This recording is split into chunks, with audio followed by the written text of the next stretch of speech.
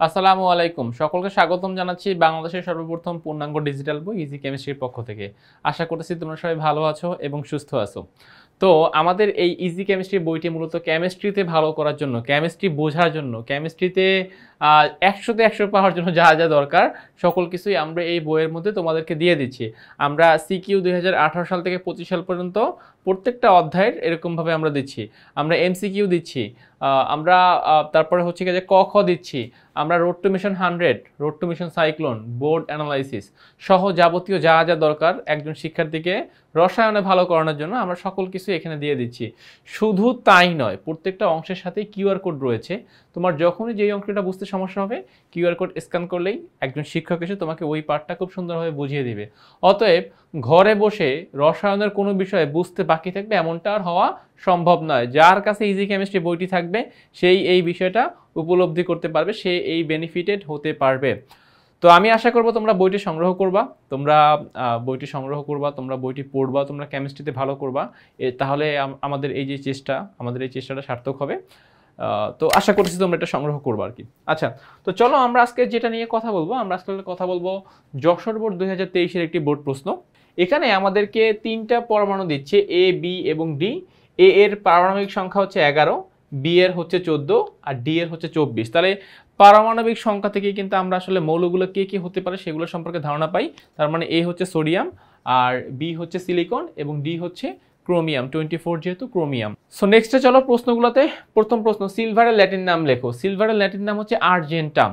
সিলভারকে আমরা এজি দ্বারা প্রকাশ করি, বাট নর্মালি কথার মধ্যে এস একটা ভাব আছে, সিলভার যেহেতু এরকম বলতেছি, কিন্তু আসলে কিন্তু সিলভারের সংকেত আর্জেন্টাম, ARGENTUM, আর্জেন্টাম। তো এই আর্জেন্টামের সংক্ষিপ্ত রূপ হচ্ছে এজি, এবং এই এজি দ্বারাই মূলত আমরা সিলভারকে প্রকাশ করি। ওকে, সো কয়ের অ্যান্সার শেষ। খ নাম্বার, পরমাণু নিউক্লিয়াস ধনাত্মক চার্জ বিশিষ্ট কেন, ব্যাখ্যা করো। আচ্ছা, তো দেখো পরমাণু নিউক্লিয়াসের মধ্যে কে কে থাকে। পরমাণু নিউক্লিয়াসের মধ্যে থাকতেছে প্রোটন এবং নিউট্রন। প্রোটনের চার্জ হচ্ছে পজিটিভ 1.60 10⁻⁻19 কুলম্ব, এবং এটা কিন্তু পজিটিভ চার্জের মান। আর নিউট্রন কি চার্জহীন বা চার্জবিহীন বলতে পারি আমরা। তো দেখো তাহলে ওভারঅল নিউট্রন যদি নেগেটিভ চার্জ হইতো, খেয়াল করো, নিউট্রন যদি নেগেটিভ চার্জ হইতো তাহলে বলতাম যে পজিটিভ নেগেটিভ কাটাকাটি গিয়ে একটা একটা নিউট্রাল অবস্থা সেখানে তৈরি হচ্ছে। কিন্তু এখানে একজনের চার্জ হচ্ছে পজিটিভ আর একজনের কোনো চার্জ নাই, তাহলে দুইটা মিলে কি হচ্ছে, পজিটিভই তো পাচ্ছি আমরা। তো দুইটা মিলে যেহেতু পজিটিভ হচ্ছে, তাহলে আমরা বলতে পারবো যে হ্যাঁ, পরমাণুর কেন্দ্রের মধ্যে প্রোটন থাকে, প্রোটনের চার্জ রয়েছে, প্রোটনের চার্জ যেহেতু পজিটিভ, তার মানে পরমাণুর কেন্দ্র বা নিউক্লিয়াসটাকেও আমরা পজিটিভ চার্জ হিসেবেই ধরে নিতে পারবো। গেল আমাদের এইটা। এবারে নেক্সটে চলো আমরা যাচ্ছি আমাদের গ নাম্বার প্রশ্নে। বলছে এ ও বি এর আয়নীকরণ শক্তির তুলনামূলকভাবে বিশ্লেষণ করে। এ কে ছিল বলতো, 11 পারমাণবিক সংখ্যা বিশিষ্ট মৌল সোডিয়াম, আর বি হচ্ছে 14 পারমাণবিক সংখ্যা বিশিষ্ট সিলিকন। তাহলে এদের আয়নীকরণ শক্তির তুলনামূলকভাবে আমাকে কম্পেয়ার করতে বলতেছে। তাহলে চলো আমরা এখন এদের আয়নীকরণ শক্তি নিয়ে কথা বলি। ওকে, তাহলে এ হচ্ছে সোডিয়াম আর বি হচ্ছে সিলিকন। তাহলে ফার্স্ট এদের ইলেকট্রন বিন্যাস করো। অ্যাগেন সেম কথা, যে আমি কিন্তু ভিতরের কক্ষপথগুলোর ইলেকট্রন দেই নাই, বাট তোমরা এক্সামে ভিতরের কক্ষপথগুলোর ইলেকট্রন দিবা। আমি দেই নাই এই জন্য কারণ ভিতরের কক্ষপথগুলোর ইলেকট্রন আমাকে ডিসিশন নিতে সাহায্য করবে না। বাট তোমরা যদি এক্সামে ভিতরের কক্ষপথগুলোর ইলেকট্রন না দাও, তাহলে বোঝানো হবে যে সোডিয়ামের মাত্র একটা ইলেকট্রন আছে। এক্সামে তোমরা এটা দিয়ে দিও, ঠিক আছে। আচ্ছা, তো তাইলে সোডিয়ামের পর্যায় 3, সিলিকনের পর্যায় 3। তো পর্যায় থেকে আমরা কোনো ডিসিশন পাচ্ছি না, তাহলে আমরা কোথায় যাব, সর্বশেষ কক্ষপথ ইলেকট্রন সংখ্যায়। সেখানে সোডিয়ামের আছে 1টা আর সিলিকনের সর্বশেষ কক্ষপথ ইলেকট্রন আছে 4টা। তাহলে সর্বশেষ কক্ষপথের ইলেকট্রন থেকে আমরা এই ডিসিশন নিতে পারি যে আকর্ষণ বল সিলিকনের বেশি হবে কার থেকে, সোডিয়ামের থেকে। কেন, কারণ সিলিকনের সর্বশেষ কক্ষপথ ইলেকট্রন কয়টা, 4টা, আর সোডিয়ামের সর্বশেষ কক্ষপথ ইলেকট্রন কয়টা, 1টা। সো ইলেকট্রন সংখ্যার বিচারে সোডিয়ামের ইলেকট্রন সংখ্যা কম আর হচ্ছে সিলিকনের ইলেকট্রন সংখ্যা বেশি। অতএব আকর্ষণ বল সিলিকনের বেশি হবে, সোডিয়ামের কম হবে। তো আমরা জানি আকর্ষণ বলের সাথে আয়নীকরণ শক্তি কি, সমানুপাতিক রিলেশন। আকর্ষণ বলের সাথে আয়নীকরণ শক্তি সমানুপাতিক রিলেশন। সো সিলিকনের যদি আকর্ষণ বল বেশি হয়, তাহলে আয়নীকরণ শক্তি বেশি হবে কার, সিলিকনের। সিলিকন যদি আকর্ষণ বল যদি বেশি হয়, তাহলে আয়নীকরণ শক্তি সিলিকনের বেশি হবে, সোডিয়ামের আকর্ষণ বলও কম আর ইলেকট্রন আয়নীকরণ শক্তির মানও কম হবে। এবার আসলে আরেকটু এই জিনিসটাকে একটু ব্যাখ্যা করি যে আয়নীকরণ শক্তি আসলে কি। যে আমরা কোনো একটা পরমাণু সর্ববহিস্থ কক্ষপথ থেকে ইলেকট্রন বের করে নিব, এতে করে যতটুকু শক্তি আমার দিতে হবে। এখন শক্তি দেওয়া বা নেওয়া, মানে শক্তি দেওয়াটা ডিপেন্ড করতেছে সম্পূর্ণরূপে পরমাণুর নিউক্লিয়াসের আকর্ষণ বলের উপরে। সিলিকনের যেহেতু আকর্ষণ বল বেশি সর্বশেষ কক্ষপথের ইলেকট্রনগুলোর উপর, তাহলে সিলিকন থেকে ইলেকট্রন বের করতে হলে আমাকে বেশি পরিমাণ এনার্জি দিয়ে ইলেকট্রনটা বের করতে হবে। তো যেহেতু আমি সেখানে বেশি পরিমাণ এনার্জি দিব, আমার আয়নীকরণ শক্তির মান বেড়ে যাবে। অন্যদিকে আবার সোডিয়ামের কি হচ্ছে, সর্বশেষ কক্ষপথে ইলেকট্রন সংখ্যা কয়টা? একটা। আকর্ষণ বল কি? কম।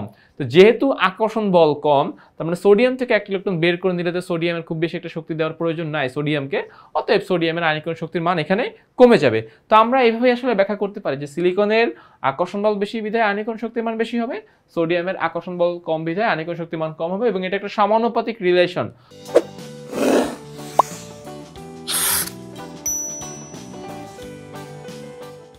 আকর্ষণ বলের সাথে আয়নীকরণ শক্তি একটা সমানুপাতিক রিলেশন। সো তাইলে আমাদের গয়ের অ্যান্সার এই ডায়াগ্রাম এঁকে যদি আমরা এইভাবে ব্যাখ্যাগুলো করে দিতে পারি, আশা করতেছি আমাদের গয়ের অ্যান্সারটা অ্যাপ্রোপ্রিয়েট হয়ে যাবে। ওকে, তো যাচ্ছি আমরা ঘয়ের প্রশ্ন। দেখো ঘয়ের প্রশ্নে কি বলতেছে। আচ্ছা, এটা হচ্ছে ঘয়ের উত্তর, আর আমরা প্রশ্নটাকে একবার দেখে নেই। ঘতে বলতে চাচ্ছে যে গ্রুপে মৌলের অবস্থান, খেয়াল করে প্রশ্নটা, গ্রুপে মৌলের অবস্থান সর্বদাই সর্ববহিস্থ ইলেকট্রন সংখ্যা সমান হয় না। অর্থাৎ কোনো একটা মৌলের অবস্থান মানে গ্রুপ সংখ্যা যা এবং তার সর্ববহিস্থ স্তর ইলেকট্রন সংখ্যা সবসময় সমান হবে না। এটাই বোঝাতে চাচ্ছে যে গ্রুপে মৌলের অবস্থান সর্বদাই সর্ববহিস্থ ইলেকট্রন সংখ্যার সমান হয় না। উদ্দীপকের আলোকে বিশ্লেষণ করো। কখনো কখনো সমান হতেও পারে, কখনো কখনো সমান নাও হতে পারে, সবসময় সমান হবে না। এটা আমাকে উদ্দীপকের আলোকে কি করতে হবে? ব্যাখ্যা করতে হবে। আচ্ছা, সো যাচ্ছি ঘয়ের প্রশ্নে। দেখো আমাদের পরমাণু ছিল তিনটা, একটা হচ্ছে সোডিয়াম, একটা হচ্ছে সিলিকন, আর একটা হচ্ছে ক্রোমিয়াম। তো সোডিয়ামের জন্য সমান হচ্ছে, সোডিয়ামের সর্বশেষ কক্ষপথ ইলেকট্রন কয়টা? একটা। আবার সোডিয়ামের গ্রুপ সংখ্যা কত? 1। তাহলে সোডিয়ামের জন্য আমরা একটা সমান পাচ্ছি যে সোডিয়ামের সর্বশেষ কক্ষপথের ইলেকট্রন সংখ্যা আর সোডিয়ামের গ্রুপ সংখ্যাটা মিলে যাচ্ছে। এটা মিলতেছে শুধুমাত্র সোডিয়াম এর লাস্ট যে কক্ষপথ, সেই লাস্ট কক্ষপথে শুধুমাত্র এস আছে। আমরা গ্রুপের তিনটে সূত্র দেখি, একটা হচ্ছে শুধু এস থাকলে সর্বশেষ কক্ষপথে, আর একটা হচ্ছে সর্বশেষ কক্ষপথে এস আর পি থাকলে, আর একটা হচ্ছে সর্বশেষ দুইটা কক্ষপথে এস আর ডি থাকলে। তো এখানে যেহেতু এই সর্বশেষ কক্ষপথে এস আছে, তাহলে এই জন্য আমরা এখানে কি পাচ্ছি? সমান পাচ্ছি। তো বলা যায় যে সোডিয়াম এটা ফলো করতেছে, বাট বলছে সবাই করবে না। আমার একজন করবে না এটা প্রমাণ করা পারাই যথেষ্ট, যে একটা পরমাণু এটা ফলো করতেছে না, এটা আমি প্রমাণ করতে পারলে এনাফ। কারণ আমাকে তো বলে নাই যে সবাই করবে, আমি বলছি যে সবাই করবে না, তার মানে একজন না করলেই সেটা সবাই না করার মধ্যেই হয়ে যাচ্ছে, তাই না? ওকে, এবারে নেক্সট দেখো সিলিকন। সিলিকনের প্রথম কক্ষপথে আছে সর্বশেষ কক্ষপথে আছে 2 2 4টে ইলেকট্রন। বাট আমরা জানি যে সর্বশেষ স্তরে যদি এস আর পি থাকে, তাহলে আমাকে এক্সট্রা কি করতে হয় বলতো? এক্সট্রা 10 যোগ করতে হয়। এই জায়গাতে জিনিসটা চেঞ্জ হয়ে যাচ্ছে। তাহলে সিলিকনের গ্রুপ কত? 14 বা 14। বাট সিলিকনের সর্বশেষ কক্ষপথে কি 14টা ইলেকট্রন আছে? না। কয়টা আছে? 4টা আছে। তাহলে সিলিকন কিন্তু এই নিয়মটা ফলো করলো না, যে সিলিকনের সর্বশেষ কক্ষপথে ইলেকট্রন সংখ্যা আর সিলিকনের গ্রুপ সংখ্যা এটা সমান হয় নাই। সিলিকনের গ্রুপ সংখ্যা হচ্ছে 14, বাট সর্বশেষ কক্ষপথে ইলেকট্রন সংখ্যা হচ্ছে 4। তাহলে আমরা সিলিকনের জন্যই ব্যতিক্রমটা পেয়ে যাচ্ছি যে হ্যাঁ, সিলিকন এটা এই রুলসটা বা এই নিয়মটা ফলো করছে না। 3 নম্বরে চলো আমরা ক্রোমিয়ামের কাছে। ক্রোমিয়ামের সর্বশেষ কক্ষপথ ইলেকট্রন আছে কয়টা? একটা। আর ক্রোমিয়ামের গ্রুপ সংখ্যা কত? ক্রোমিয়ামের গ্রুপ সংখ্যা হচ্ছে 6। সো এখানেও কিন্তু ক্রোমিয়াম ফলো করে নাই। তাহলে ক্রোমিয়ামের সর্বশেষ কক্ষপথে গ্রুপ সংখ্যা ক্রোমিয়ামের সর্বশেষ কক্ষপথ ইলেকট্রন হচ্ছে একটা, বাট ক্রোমিয়ামের গ্রুপ সংখ্যা হচ্ছে 6।